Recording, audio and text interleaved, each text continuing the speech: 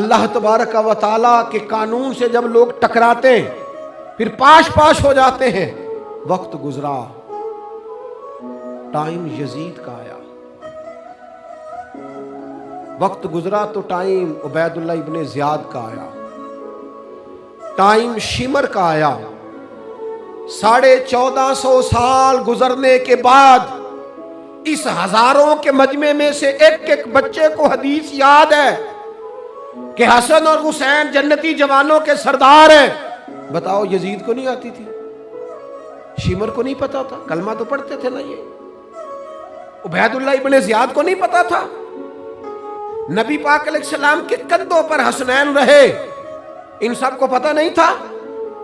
یہ جانتے نہیں تھے کہ یہ وہ حسنین کریمین ہیں جن کو حضور سنتے تھے، فرماتے تھے یہ میرے پھول ہیں دونوں؟ کیا بات رضا اس چمنستان کرم کی، زہرا ہے کلی جس میں حسن اور حسین پھول۔ آج 1450 سال گزرنے کے بعد امت کو حدیث آتی ہے کہ نبی پاک علیہ السلام نے فرمایا جس نے حسن اور حسین سے پیار کیا اس نے مجھ سے پیار کیا، جس نے ان سے بغض رکھا اس نے مجھ سے بغض رکھا۔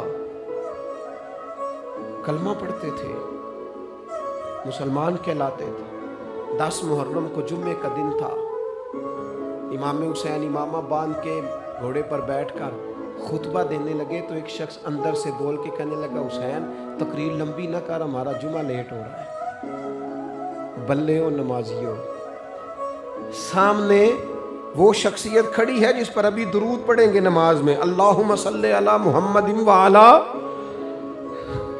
ابھی درود پڑھیں گے حسین ابن علی پر، ابھی شہید کر کے ابھی درود پڑھیں گے، وہ سامنے کھڑے۔ اور امام حسین کا ایک جملہ تاریخ نے یوں لکھا ہے کہ شاید ریت کے ذرے بھی تڑپ گئے۔ امام علی مقام فرمانے لگے مجھے غور سے دیکھو، تمہیں پتہ ہے میں کون ہوں؟ تم جانتے ہو میں کون ہوں؟ نبی پاک نے فرمایا تھا یہ حسن اور حسین میرے بیٹے ہیں کیونکہ میری بیٹی کے بیٹے۔ تمہیں پتہ ہے میں کون ہوں؟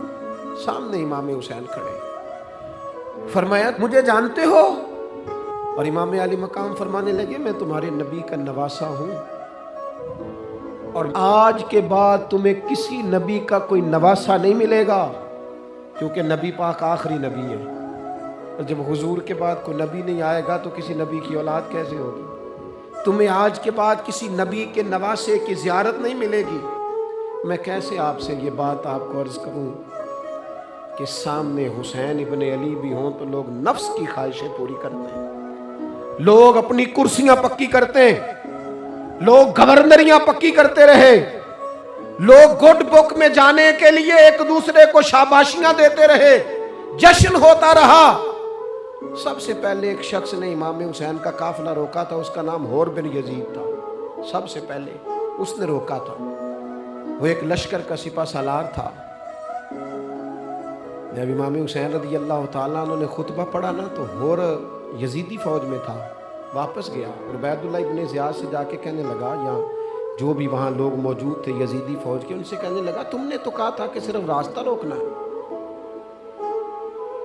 تم نے تو کہا تھا کہ صرف ان سے کچھ منوانا ہے، تم نے تو جب مجھے بھیجا تھا تو کہا تھا کہ بات تھوڑے معاملات ہیں۔ اوہ سچ بتاؤ نبی کے نواسے کو شہید کرو گے؟ تم نے تلواریں نکال لی ہیں، نیزے نکال لیے ہیں، تیر نکل آئے ہیں، تیاری مکمل ہے، مجھے سچ بچاؤ، کیا حسین ابن علی کی گردن پر خنجر چلانے لگے ہو؟ سیدہ فاطمہ کا جگر پارا شہید ہوگا، کیا یہ خبر سچ ہے؟ یوں ہوگا؟ تو کہنے لگے ہاں یہی حکم ہے ہمیں، یہی تیاری ہے، یہی پروگرام ہے، یہی پلان ہے، یہی ہوگا۔ کہنے لگا میں اور آپ تو مدینے والے رسول کا کلمہ پڑھتے ہیں، تو کیا محبوب کے نواسے کو ذبح کرو گے؟ جناب علی اکبر کو جن کا چہرہ رسول پاک سے ملتا ہے، حضرت قاسم بن حسن کو، جناب علی کے بیٹوں عباس بن علی کو، حضرت علی کے بیٹے ابو بکر بن علی کو، حضرت علی کے بیٹے عمر بن علی کو، حضرت علی کے بیٹے یہ بھی 3 کربلا میں موجود، حضرت عثمان ابن علی کو، ان کو شہید کرو گے؟ نے کہا ہاں تیاری ہو گئی ہے. تو سب کے ضمیر مردہ نہیں ہوتے. ہاں بڑی بڑی سخت جگہوں پہ پھول اگتے ہیں. حور نے جب ان سے کہا کہ تمہارا پکا ارادہ ہے, کہا پکا ارادہ ہے, تو اس نے کہا یہ زیرہ پکڑو, یہ عہدہ پکڑو, مجھے تمہارا دیا ہوا عہدہ نہیں چاہیے, حسین کے نانا کی دی ہوئی جنت درکار ہے.